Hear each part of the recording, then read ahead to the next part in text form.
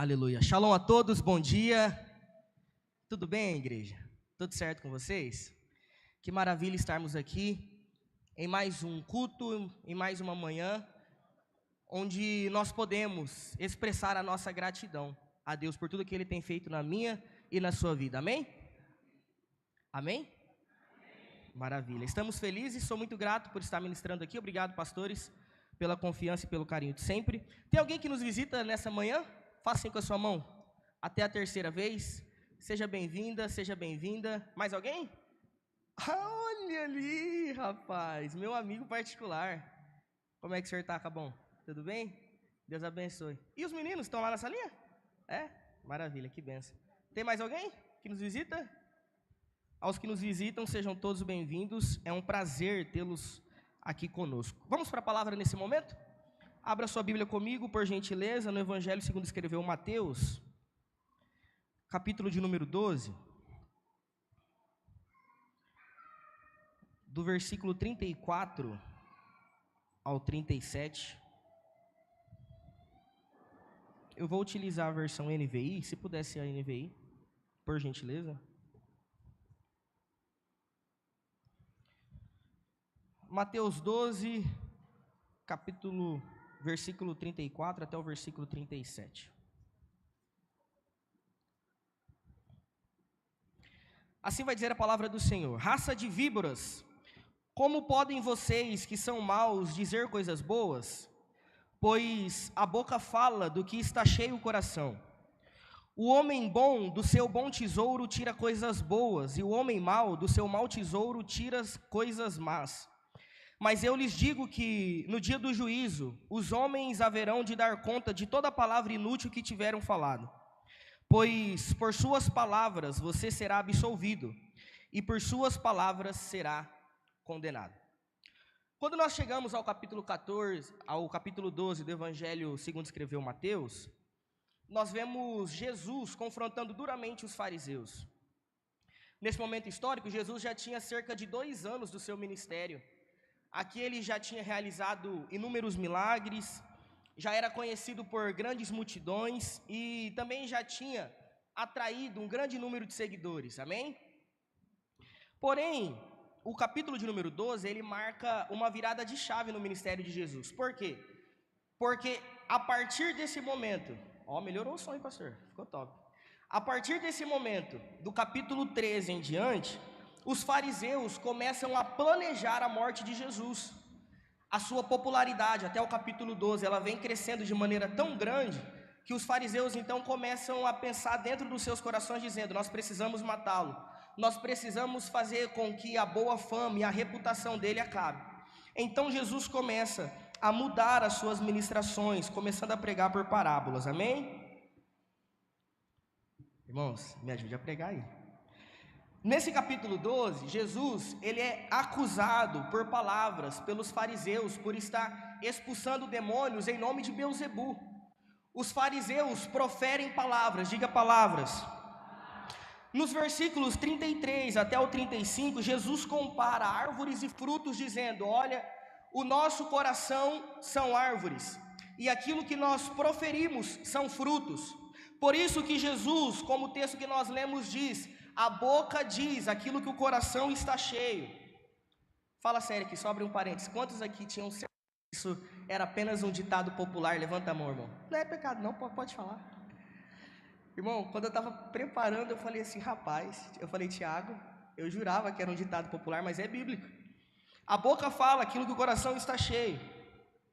E quando Jesus, ele profere essa verdade, ele está declarando: olha, a palavra tem um grande poder. Aquilo que nós proferimos, existe um peso muito grande, existe algo muito maior do que simples sons que nós emitimos pela boca quando nós estamos proferindo alguma palavra. E é justamente sobre isso que nós iremos conversar nessa manhã. Nós iremos dizer sobre o poder da palavra. Olha para quem está do seu lado, por gentileza, e diga assim: nós iremos falar sobre o poder da palavra. Como que essa pessoa reagiu, irmão? Se ela te deu um sorriso, olha para ela e diga assim: eu estou sentindo. Não, irmão, diga com mais fé. Diga assim: eu estou sentindo que você vai pagar o meu almoço hoje. Você recebe, Tiago? Então paga o meu hoje, Tiago. Aleluia. Irmãos, o Tiago uma vez... Paga para mim, Tiago. O Tiago, há um tempo atrás, irmãos, nós fomos comer um churrasco na casa do Tiago. Fantástico. Quem dera. Bom seria se hoje fosse a mesma coisa, Tiago. Recebe isso daí. Mas nós iremos falar sobre o poder da palavra. Muitas vezes nós não temos, irmão, a noção real do quanto que a palavra é algo extremamente poderoso. Aquilo que nós proferimos, aquilo que nós dizemos dentro da nossa família, dentro do nosso serviço, dentro do nosso seio conjugal, é algo que reverbera também no mundo espiritual. No mundo espiritual, a palavra nunca é neutra. Ou ela será um instrumento de bênção se for alinhada àquilo que é a vontade do Senhor, ou ela será um canal, uma porta de destruição, quando nasce da incredulidade e da maldade que existe nos nossos corações. Desde o primeiro capítulo da Bíblia Sagrada, nós vemos que Deus, o Pai, Criador, Todo-Poderoso, Ele criou o mundo através da palavra. Deus, Ele disse assim, que haja luz, e houve luz. Que haja o firmamento, e houve o firmamento. Ou seja, desde o início da Bíblia Sagrada, nós vemos que a palavra existe um grande poder. Nós temos imagens e semelhança do Deus Todo-Poderoso. Também carregamos autoridade nas nossas palavras. Quantos creem nisso? A palavra, então, é muito mais do que apenas um símbolo de expressão. Ela revela a forma que o nosso coração está desejando, aquilo que o nosso coração está se expressando. Ainda mais profundo é a revelação que o apóstolo João tem em seu evangelho, quando ele diz que Jesus foi o verbo que se fez carne. Olha que coisa poderosa. Jesus foi a encarnação da palavra. Jesus, o verbo que se fez carne, habitou entre nós, para que hoje pudéssemos ter a vida eterna e vida em abundância. Amém? A palavra então tem um peso singular diante de Deus, porque ela não apenas mostra aquilo que os nossos lábios desejam, mas expressa o que está no nosso coração. Por isso que Jesus disse, a boca fala do que o coração está cheio. É por isso que nós não podemos, irmãos, viver amargurado, triste, rancoroso. Você conhece alguém assim? Alguém que só reclama da vida.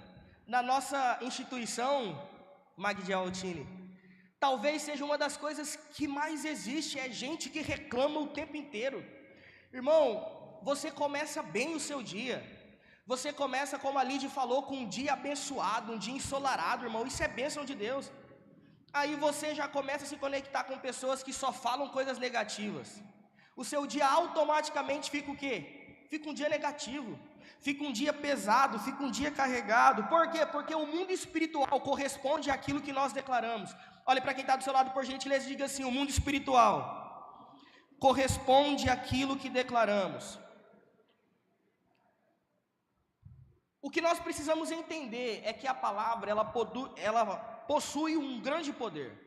A palavra possui um poder de curar, mas também possui o poder de ferir. Quantas vezes você, eu, já chegamos próximos de alguém com o coração ferido, com os sentimentos abalados, e uma palavra que essa pessoa proferiu mudou a nossa vida. Por quê? Porque a palavra possui o poder de cura. Mas também, quantas vezes nós já fomos feridos por alguém que proferiu uma palavra. Talvez eu esteja ministrando para alguém aqui nessa manhã que se recorda com precisão e com clareza de uma palavra que o seu pai, na sua infância, proferiu contra você. Talvez eu esteja ministrando para alguém que se lembra com muita nitidez de algo que a sua mãe te disse na sua adolescência. Aquilo que o seu cônjuge te disse que abriu uma ferida no seu coração. O inimigo, ele tenta usar justamente dessas feridas, dessas brechas das nossas almas, para tentar nos cativar, para tentar nos fazer cativos dentro de sentimentos e de emoções. Mas também, talvez você que esteja me escutando, talvez já feriu pessoas com palavras, e você se recorda muito bem desse dia. Talvez eu esteja ministrando para alguém que tenha nítida clareza de que já feriu alguém com uma palavra específica. Por quê? A palavra é algo que cura, mas também é algo que fere. Por isso que nós temos que ter muita atenção com aquilo que dizemos. Na Bíblia, no livro de Tiago, ele vai dizer que a língua é capaz de incendiar uma floresta inteira. Olha que coisa perigosa. E ao mesmo tempo ele diz que nós não podemos, através das nossas palavras, deixar proferir bênção e maldição ao mesmo tempo. Quando nós olhamos para a Bíblia Sagrada, nós também entendemos que as palavras têm o poder de atrasar os propósitos que Deus tem para mim e para a sua vida. Lembra da passagem em que os hebreus saem do Egito? Um percurso que era para ser feito em poucos dias, em poucos meses, demora 40 anos para ser concluído. Por quê? A Bíblia deixa claro que os hebreus murmuravam, diziam palavras de maldição, dizendo: que bom seria que nós ainda estivéssemos no Egito. Que saudade das cebolas do Egito, que saudade de tudo aquilo que nós passamos. Muito cuidado com o passado. O passado nos faz ficar presos, o passado nos faz ficar cativos, mas eu louvo a Deus porque essa manhã é uma manhã de libertação, e tudo aquilo que nos amarra, tudo aquilo que nos cega irá cair por terra em nome de Jesus. Quantos creem nessa palavra? Levante as suas mãos e adore ao Senhor nessa manhã. O que nós precisamos entender é que nós precisamos usar as nossas palavras de maneira intencional. Quando nós olhamos para a Bíblia Sagrada, nós vemos diversos personagens bíblicos que usaram as suas palavras de maneira intencional. Nós iremos falar aqui de maneira muito rápida e breve de alguns deles. O primeiro, iremos falar sobre Abraão. Gênesis capítulo 22, versículo de número 5. A palavra como demonstração de fé. Repita por gentileza: a palavra como declaração de fé. Olha o que vai dizer: disse aos seus servos: fiquem aqui com o jumento, enquanto eu e o rapaz vamos até lá. Depois de adorar, nós voltaremos. Essa passagem talvez seja uma das passagens mais conhecidas da Bíblia Sagrada. Abraão, ele é desafiado por Deus a entregar o seu filho Isaque como sacrifício. Olha que coisa incrível. E o que me chama muita atenção é que quando nós nos debruçamos em cima desse texto, nós não vemos Abraão proferindo palavras negativas. Pastor Renato, quando Deus diz para Abraão: olha, entregue o seu filho, Abraão não profere palavras negativas. Abraão não reclama, Abraão não murmura, muito pelo contrário, Abraão fica em silêncio. E algo que é muito interessante é que o sacrifício, ele era todo esse processo. Era o processo de escolha do cordeiro, do carneiro. Era o processo de levá-lo até o lugar que seria sacrificado. Tudo isso era o sacrifício. O sacrifício não era apenas o ato, o sacrifício era todo o processo. E Abraão, durante todo esse processo de sacrifício, não diz uma palavra negativa. Sabe qual é o nosso problema muitas vezes? É que nós, no meio do processo, estamos reclamando. No meio do processo nós levantamos as nossas vozes e começamos a reclamar, e começamos a murmurar, e começamos a dizer: meu Deus, por que eu estou passando por isso? Por que eu estou passando por aquilo? Abraão nos dá uma lição. Abraão fica em silêncio. E quando Abraão vai dizer alguma coisa, é o texto que nós lemos, ele olha para os seus servos e diz assim: olha, eu e o menino, nós iremos, mas nós tornaremos. Ele não diz: olha, eu vou lá e vou sacrificar o menino. Por quê? Porque ele tinha fé. Ei, use as suas palavras como demonstração de fé, independentemente do cenário em que você se encontra. Abraão nos dá essa grande lição. Ele, quando vai proferir alguma palavra, ele diz assim: nós iremos, mas nós tornaremos. Abraão entendia que Deus não é filho do homem para que minta, e nem filho do homem para que se arrependa. E eu sinto a presença do Espírito Santo aqui nessa manhã. A Bíblia vai dizer lá em Hebreus capítulo 11, do versículo 17 ao 19, dizendo que Abraão teve fé. Por quê? Porque Deus disse assim: olha, através do seu filho Isaque, a sua descendência será grande. Através do seu filho Isaque, a sua descendência será numerosa. Então, quando Deus pede justamente o filho Isaque, Abraão cria, segundo o autor do livro dos Hebreus, dizendo que ele cria que Deus era poderoso para ressuscitar Isaque dentre os mortos. Olha que fé poderosa. No meio da prova, a palavra de Abraão foi uma palavra de fé e não de desespero. Ei, no meio das tribulações em que você enfrentar, No meio do cenário caótico em que você estiver enfrentando, use as suas palavras como demonstração de fé. Quantos entendem isso? Em vez de dizer, vou perecer, vou morrer, agora eu vou entregar o meu filho, Abraão diz, nós voltaremos e nós glorificaremos ao Senhor. E no final Abraão olha e diz assim, Deus proveu o cordeiro. Eu tenho algo para dizer para você debaixo da graça do Espírito Santo nessa manhã. Deus proverá aquilo que você precisa, Deus proverá as suas necessidades, Deus proverá as suas angústias, tudo aquilo que causa aflição no seu coração. O Senhor nessa manhã traz bálsamo para a sua vida, aleluia. Abraão entendia que uma palavra de fé, ela é capaz de inspirar outras pessoas. Você conhece alguém que, por meio do seu testemunho de fé, ele consegue inspirar outras pessoas? Olha que coisa poderosa. Paulo vai dizer que nós somos a carta aberta que o mundo lê. Aquilo que nós testemunhamos com as nossas palavras serve de inspiração para outras pessoas. Aquilo que você fala no meio da sua família serve de inspiração para outras pessoas. Quando nós estamos em uma situação de medo, uma situação difícil, nós temos que entender que nós somos geradores de fé e não geradores de medo. Eu lembro na minha infância que quando o meu pai, a família do meu pai toda é de São Paulo. E aí, todo final de ano a gente pegava o carro e viajava até São Paulo. E o meu pai era uma bênção. Quando começava a chover, Tiago, ele olhava e falava assim, dirigindo, irmão, dirigindo. Meu Deus do céu, eu não estou enxergando nada. Meu Deus do céu, eu acho que essa carreta ela também não está me vendo, ela vai passar por cima da gente. Irmão, 3 crianças atrás no banco, eu falava, meu Deus do céu, é hoje que já era, pastor Renato. Olha que coisa, irmão, meu pai falava isso. Sabe, o que você tem gerado no coração de quem está ao seu lado? O que você tem gerado nos seus filhos, nos seus pais, no seu parceiro? O que você está gerando? Abraão não apenas cria, mas ele falava de acordo com a sua fé. O que a sua boca tem declarado nos momentos de crise? Olha para quem está do seu lado e diga assim, não precisa me responder. Mas o que sua boca tem gerado nos momentos de crise? As nossas palavras, elas devem demonstrar fé. E também devem demonstrar decisão e posicionamento.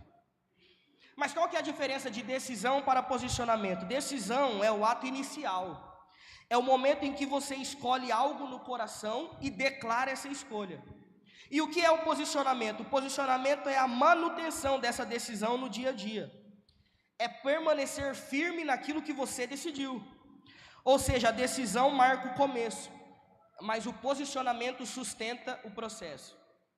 A Bíblia nos demonstra grandes exemplos de homens e de mulheres que demonstraram através das suas palavras posicionamento e também decisão. Como demonstração de decisão, nós vemos lá no livro de Josué, capítulo 24, versículo de número 15 e 16. Se puder projetar por gentileza na NTLH. Pedindo toda hora para ficar mudando a versão, né? Desculpa aí, Midianita. Depois o seu galardão vai ser grande. NTLH. Aí, esse povo é top, hein? Ô, Alisson, amém. Obrigado, meu amigo. Assim vai dizer a palavra do Senhor. Mas se vocês não querem ser servos do Senhor, decidam hoje a quem vão servir. Resolvam se vão servir os deuses que os seus antepassados adoravam na terra da Mesopotâmia, ou os deuses dos amorreus na terra de quem vocês estão morando agora. Porém, eu e a minha família serviremos a Deus, o Senhor. O povo respondeu, nunca poderíamos pensar em abandonar o Senhor para servir outros deuses. O contexto aqui é de um Josué já no final da sua vida, no final dos seus dias de vida de fato.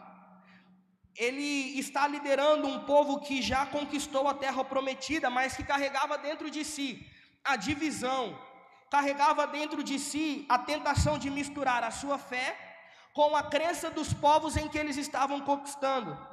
Era um povo que dividia a sua atenção com Deus e a sua atenção com ídolos mundanos. Muitos ainda guardavam símbolos, guardavam ídolos, guardavam imagens, guardavam costumes dos povos estrangeiros.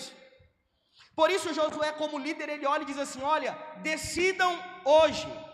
E como que o povo demonstra essa decisão? Através da palavra. Ei, as nossas palavras carregam a decisão. O que você tem decidido no seu dia a dia, o que você tem decidido dentro da sua casa, dentro da sua família, tome muito cuidado. Sabe, muitas vezes nós estamos sendo neutros, a gente não decide nem que sim, nem que não. E isso é extremamente perigoso. Quando nós não nos decidimos, nós damos espaço, nós damos brechas para que o inimigo haja nas nossas vidas. Por isso que Josué cobra essa decisão, dizendo assim: olha, não é tempo de indecisão, não é tempo de vocês ficarem cocheando em dois pensamentos, não é tempo de vocês adorarem ao Senhor de dia, e tempo de vocês adorarem aos ídolos mundanos de noite. Vocês precisam se decidir. A palavra do Senhor para nós nessa manhã é: através das nossas palavras, nós precisamos demonstrar decisão. A decisão precisava ser tomada, e foi tomada através de palavras. Existem situações que você está passando por falta de decisão. Existem situações que você está passando na sua vida porque você não se decidiu. Era para você falar e você silenciou. Era para você decidir, e você deixou que outras pessoas decidissem por você. Se decida, irmão. Ah, mas o meu marido, o meu esposo, o meu pai não decide nada. Ei, respeite aquilo que o Senhor nos direciona na Bíblia Sagrada. O marido, o esposo é a cabeça, quem decide é ele. Respeite a unção sacerdotal que existe no casamento, o que o seu marido tem decidido, sabe, o que a sua esposa tem te aconselhado, o que tem acontecido dentro das suas decisões, o que tem acontecido dentro da sua intimidade. Nós precisamos tomar decisões. Quando vocês entendem isso, nós precisamos decidir através das palavras. Isso nos mostra que a palavra é um divisor de águas. Olha que coisa poderosa. Aquilo que nós decidimos, irmãos, pode influenciar diretamente no nosso futuro, pode influenciar diretamente naquilo que nós iremos fazer. É por isso que nós precisamos demonstrar as nossas decisões com palavras. Quantos entendem isso? É através da palavra que nós decidimos de qual lado nós vamos permanecer, porque é através da palavra que nós rompemos com os nossos passados, e nós abrimos e rompemos para que o futuro de Deus seja uma verdade na minha e na sua vida, amém? A palavra demonstra posicionamento, a palavra como demonstração de posicionamento. Livro de Josué ainda, por gentileza, capítulo de número 2, versículo de número 8.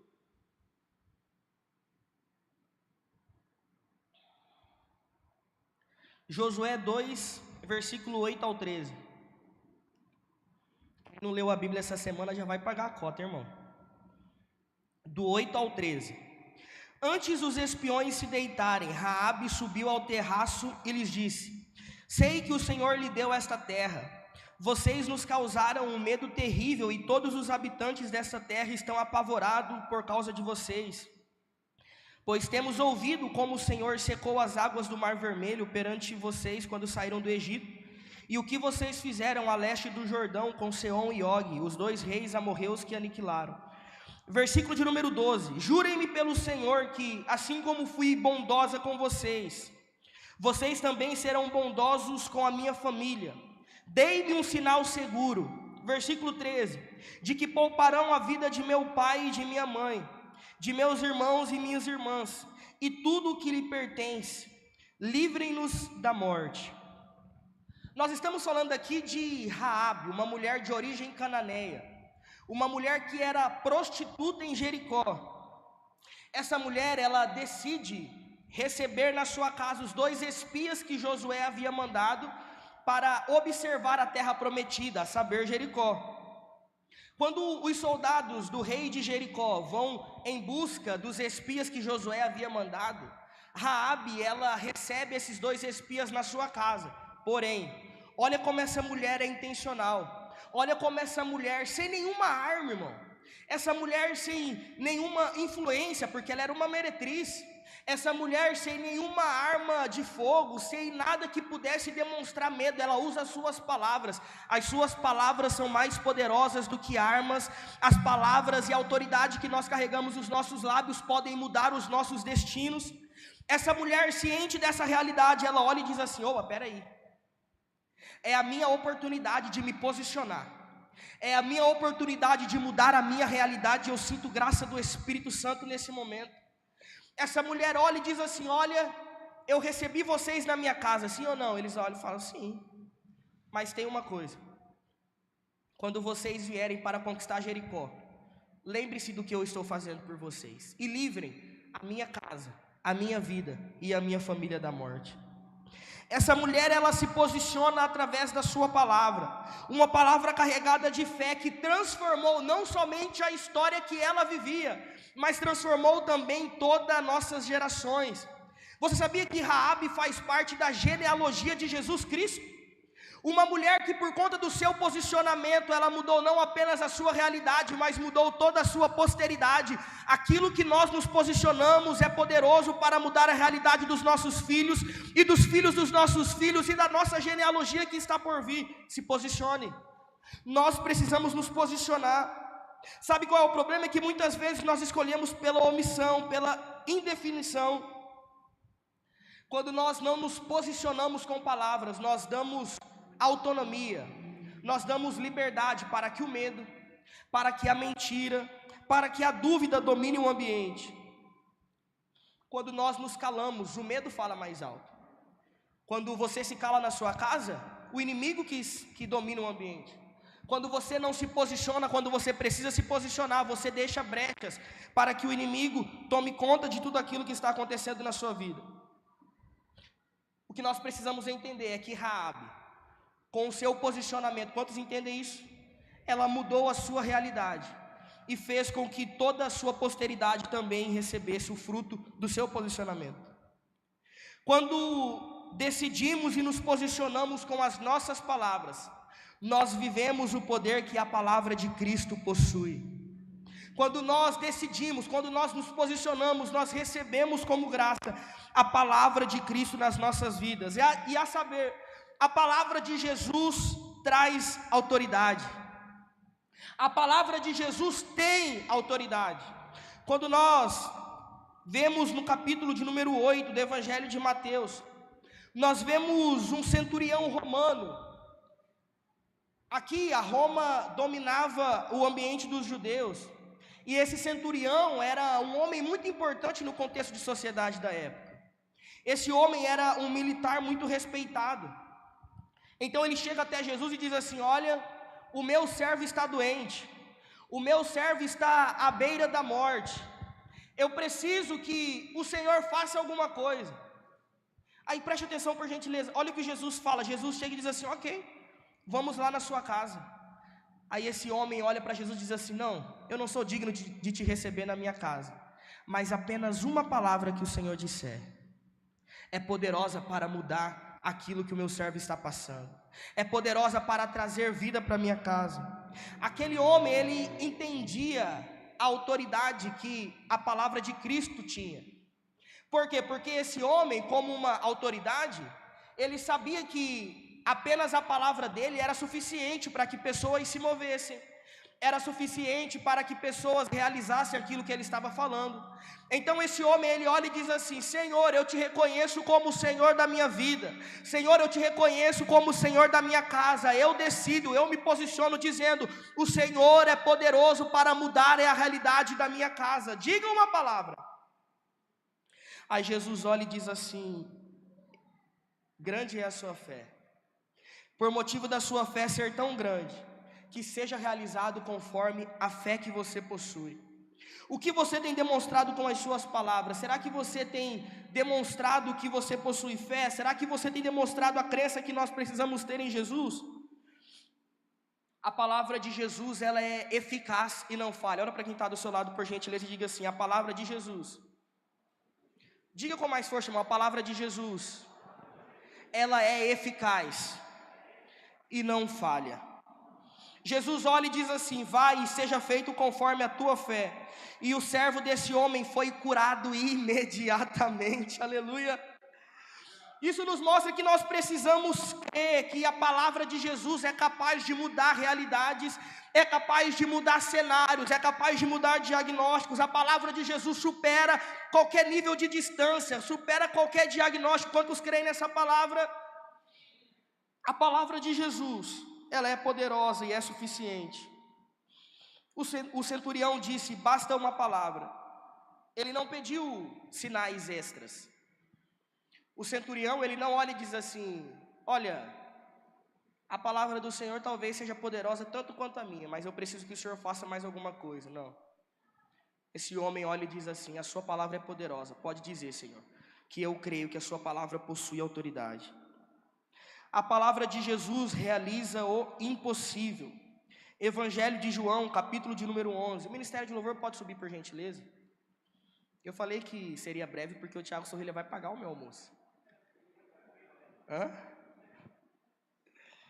Vai ser breve porque o que Deus vai fazer vai ser rápido, irmão. Vai ser vapt-vupt. Você crê nisso ou não? Amém. A palavra de Jesus realiza o impossível. Evangelho de João, capítulo de número 11. Aqui vai nos contar a história de um homem chamado Lázaro. Lázaro já estava morto há 4 dias. Quantos dias? Esse homem, ele não era apenas um seguidor de Jesus, ele não era um discípulo de Jesus. A Bíblia nos conta que esse homem era amigo de Jesus. Esse homem, ele era muito mais do que um mero alguém que estava na multidão. Esse homem era alguém que era amigo de Cristo. Então, esse homem já está morto há 4 dias. O cenário era um cenário sem esperança, era um cenário caótico, era um cenário de morte. Porém, Jesus chega em Betânia.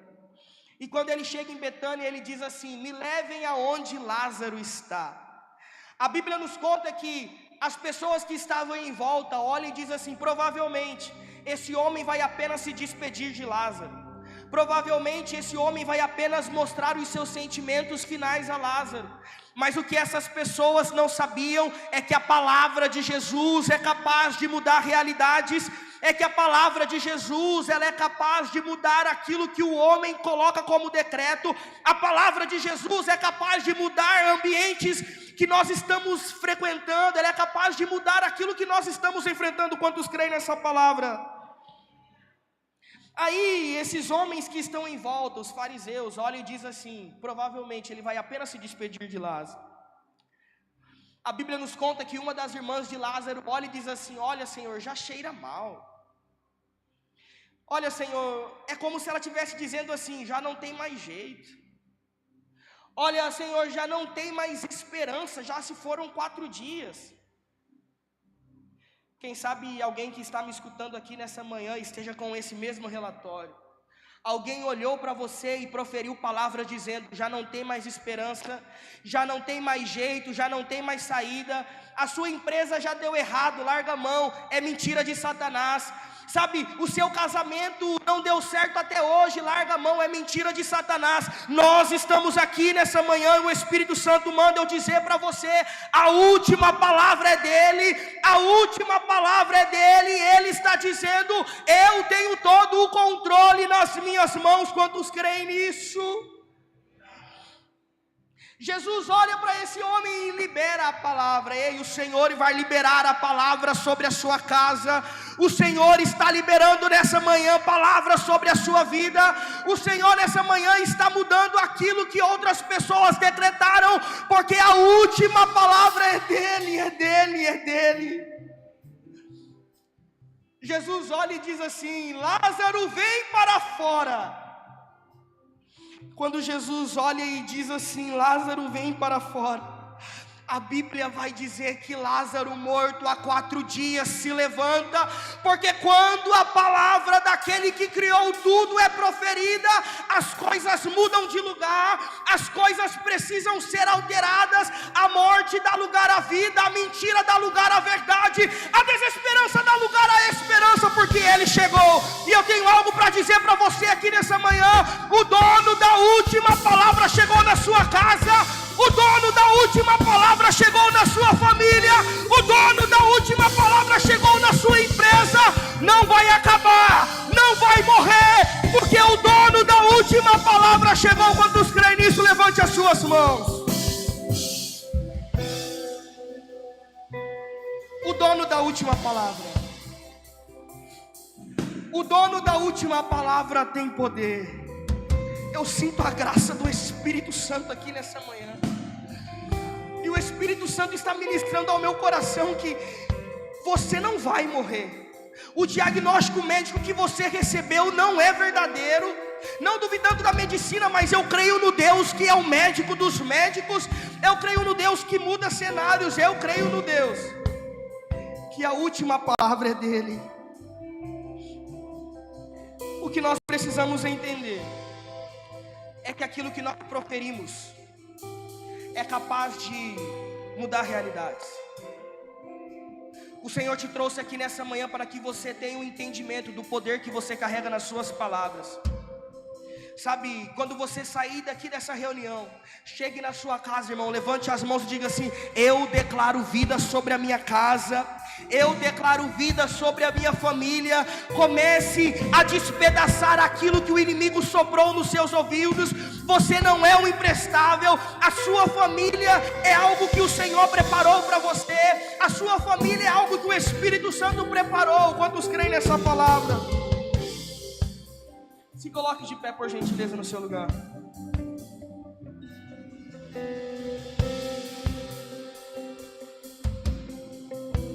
O poder da palavra. Quem sabe você carrega consigo até hoje palavras que te machucaram, palavras que te feriram, mas você vai levantar a sua voz nessa manhã, vai levantar as suas mãos e dizer: Deus, eu declaro palavras de bênçãos. Deus, eu declaro palavras de vida. Nós iremos nesse momento fechar os nossos olhos. Nós ainda não iremos louvar. Nós iremos fechar os nossos olhos e iremos levantar as nossas vozes, declarando aquilo que o Espírito Santo já disse sobre você. Nós traremos à existência aquilo que ainda não podemos ver. Nós iremos dizer: Pai, eu declaro vida sobre a minha casa, eu declaro vida sobre aquilo que o Senhor me confiou nas mãos. Feche os teus olhos nesse momento e comece a declarar. Ore de maneira em que você escute a sua própria voz. Ore de maneira que você escute aquilo que você está declarando. Ore de maneira que o mundo espiritual seja abalado com a sua fé. Nós declaramos nesse momento céus abertos sobre Jerusalém. Espírito Santo de Deus, se existem decretos de palavras aqui negativas, nós levantamos as nossas vozes e declaramos vida. Espírito Santo de Deus, nós cremos no poder da palavra, nós cremos na autoridade que a tua palavra possui, nós cremos no poder. Isso, ore mais alto, levante